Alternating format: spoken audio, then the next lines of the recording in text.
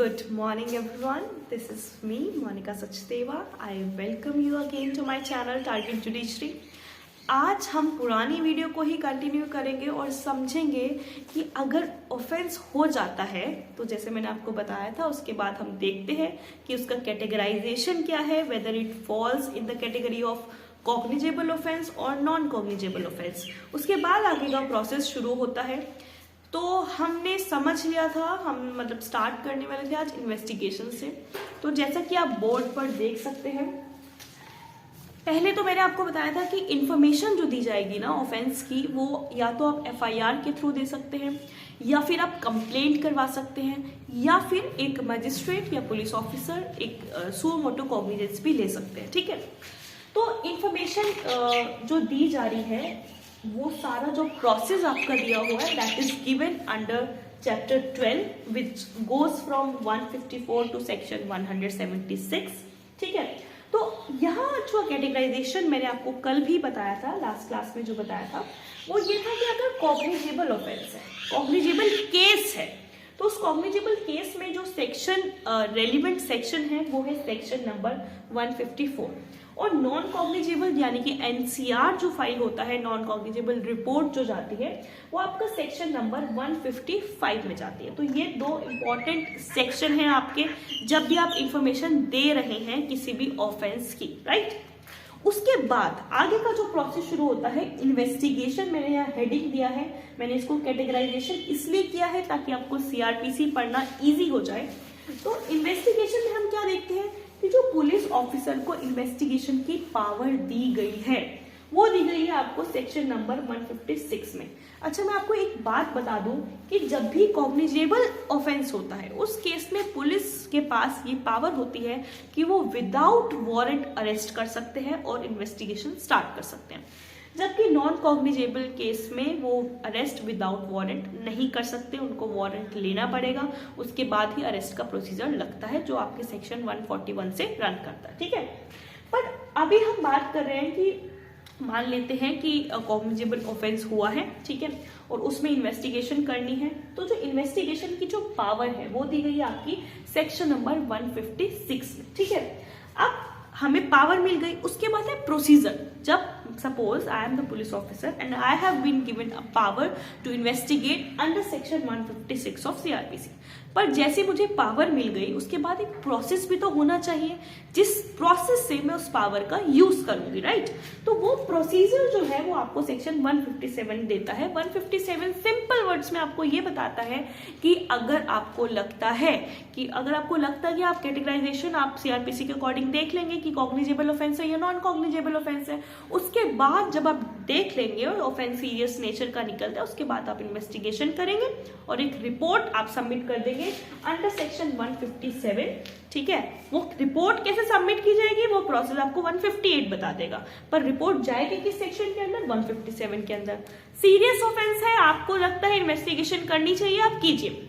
पर अगर ऐसा है कि आपको लगता है कि ऑफेंस सीरियस नेचर का नहीं है तो पुलिस ऑफिसर ये कह सकता है कि नहीं, ऑफेंस सीरियस नेचर का नहीं है तो हम इन्वेस्टिगेट नहीं करेंगे, या फिर सफिशिएंट ग्राउंड या सफिशिएंट एविडेंस ही नहीं मिल रहा है इस चीज के लिए कि इन्वेस्टिगेशन को प्रोसीड करना चाहिए, उस ग्राउंड पर भी आप मना कर सकते हैं कि हम इन्वेस्टिगेशन नहीं करेंगे।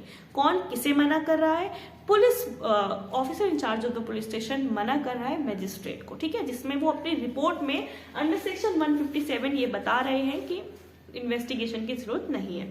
पर उसके बाद मजिस्ट्रेट का रोल पिक्चर में आता है। मजिस्ट्रेट क्या कहते हैं? मजिस्ट्रेट के पास ये पावर है कि वो या तो इन्वेस्टिगेशन को होल्ड करवा सकते हैं, चलती हुई इन्वेस्टिगेशन को होल्ड करवाना, या फिर अगर इन्वेस्टिगेशन के लिए यहाँ पुलिस ने मना कर दिया है ऑफिसर इंचार्ज ने तो फिर उस इन्वेस्टिगेशन को स्टार्ट करवाना, या फिर यहाँ मजिस्ट्रेट के पास एक और पावर आ जाती है, वो है इंक्वायरी को स्टार्ट करने की पावर।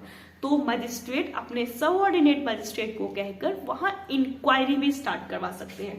किस सेक्शन के अंदर? Under section 159। ठीक है, तो मैंने आपको इन्वेस्टिगेशन में 3-4 सेक्शन बताए। हाँ, यहाँ आपको दिख रहा होगा कि मैंने यहाँ 168 का मेंशन भी किया है, 173 का मेंशन भी किया है।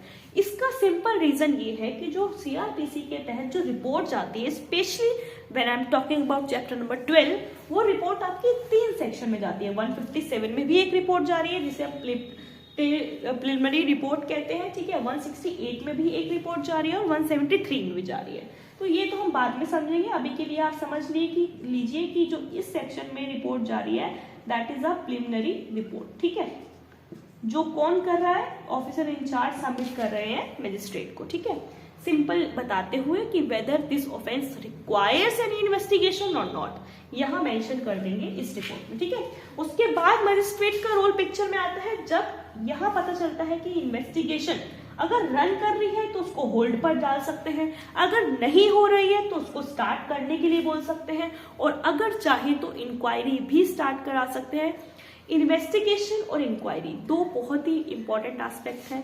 Late me just tell you कि इन्वेस्टिगेशन जो होता है वो पुलिस के द्वारा की जाती है, जबकि जो इंक्वायरी होती है वो मजिस्ट्रेट के द्वारा की जाती है, ठीक है। तो इंक्वायरी और इन्वेस्टिगेशन में जो मेन डिफरेंस है वो यही है, ठीक है। तो यहाँ आपको 159 आई होप समझ में आ गया। उसके बाद हम बात करते हैं इन सब सेक्शंस की। यहाँ क्या है कि 160, 161, 162, 163 ये कुछ इंपॉर्टेंट सेक्शंस हैं। जैसे आपने इन्वेस्टिगेशन शुरू की, यानी कि जैसे ही पुलिस ने इन्वेस्टिगेशन स्टार्ट की, वहां पर अब उस इन्वेस्टिगेशन के दौरान क्या होगा कि कुछ विटनेसेस भी बुलाए जाएंगे। जैसे अगर मैंने आपको प्रीवियस लेक्चर में बताया था कि सपोज मैंने एक ऑफेंस को, मर्डर को होते हुए देखा है, ठीक है, तो आई am the witness of that offence, right. तो मेरी अटेंडेंस भी तो वहां पे करवाई जाएगी, मेरे को भी तो पुलिस स्टेशन पर बुलाया जाएगा। तो जो अटेंडेंस प्रोक्योर करवाने की जो बात आती है, विटनेस की अटेंडेंस को प्रोक्योर जो पुलिस इंस्पेक्टर करवाते हैं, ऑफिसर इंचार्ज जो पुलिस स्टेशन करवाते हैं, वो सेक्शन 160 में उनको ये पावर दी गई है।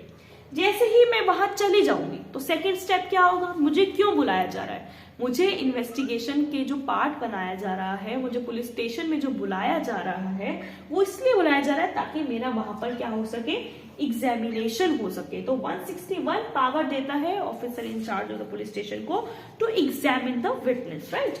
उसके बाद मैं वहां गई, मेरा वहां एग्जामिनेशन हुआ, मुझसे कुछ क्वेश्चंस किए गए, मैंने कुछ आंसर दिए, मैं कुछ स्टेटमेंट भी दूंगी, ठीक है। तो स्टेटमेंट जो होंगे वो पुलिस इंस्पेक्टर को जो दिए जाते हैं उस पर आपकी साइन की रिक्वायरमेंट नहीं होती, ये आपको सीधे साफ शब्दों में बताता है section number 162 that statement to police not to be signed, ठीक है। इसके साथ हम एविडेंस के भी कुछ सेक्शंस हैं जो देख सकते हैं। सेक्शन नंबर 25 है, 26 है, ठीक है।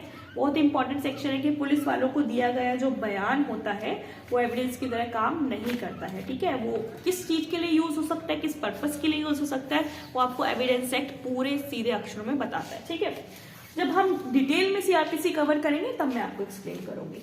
उसके बाद एक और चीज, ये 163 एक बहुत ही अच्छा सेक्शन है जो शायद एक कॉमन पर्सन को भी पता होना चाहिए कि इंड्यूसमेंट, अगर आपको किसी भी तरीके का इंड्यूसमेंट मतलब कोई दबाव अगर आपके ऊपर डाला जा रहा है, ठीक है, किसी भी तरीके का आपसे बातें निकलवाने के लिए, तो वो अपने आप में क्राइम है, ठीक है। पुलिस वाले नहीं ऐसा कर सकते, और ये चीज की मनाही सीआरपीसी में भी की गई है कि there shall not be any inducement, ठीक है, while recording the statement of the witness. So no inducement to be offered, that is given under section 163.